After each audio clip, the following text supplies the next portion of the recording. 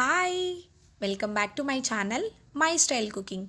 ఈరోజు మనం చాలా సింపుల్గా టేస్టీగా హెల్దీగా ఉండే మా అమ్మ చేతి ఆకుకూర పప్పు ఎలా చేసుకోవాలో చూసేద్దామా.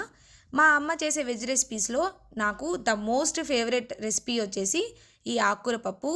నా ఫేవరెట్ కర్రీ అంటే మీకు ఎలా చేసుకోవాలో చూపించేసాను కదా. ముందుగా అయితే ఒక టీ గ్లాస్ కందిపప్పుని తీసుకొని బాగా వాష్ చేసుకొని పెట్టుకోవాలి.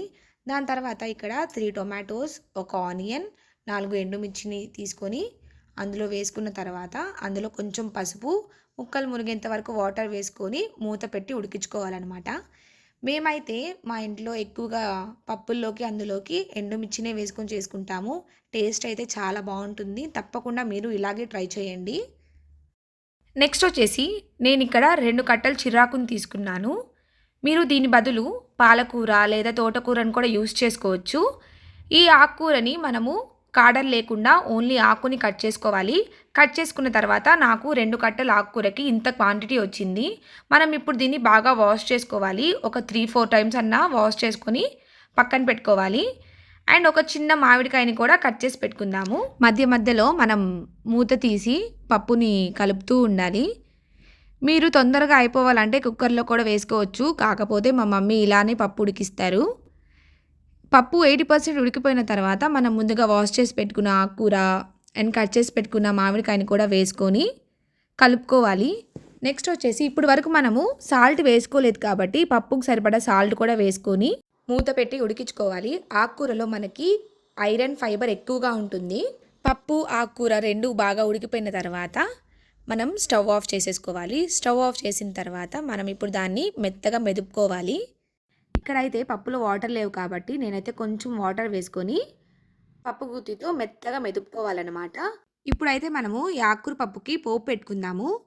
పోపు కోసం అయితే మనము ఒక ఆనియన్ని కట్ చేసుకోవాలి. కరివేపాకు, దంచి పెట్టుకున్న వెల్లుల్లి అండ్ ఒక ఎండుమిర్చిని కట్ చేసుకొని పెట్టుకోవాలి.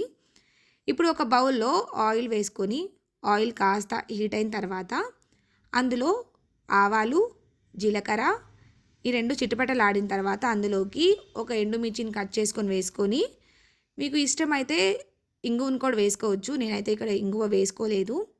అండ్ దంచి పెట్టుకున్న వెల్లుల్లిని వేసుకొని కరివేపాకు వేసుకొని చిటపటలాడిన తర్వాత ఆనియన్ని కట్ చేసి పెట్టుకున్నాం కదా, దాన్ని కూడా వేసుకొని అది కాస్త మగ్గి కలర్ చేంజ్ అయిన తర్వాత మనము ముందుగా మెదిపి పెట్టుకున్న ఆకుకూర పప్పుని ఇందులోకి వేసుకోవాలి.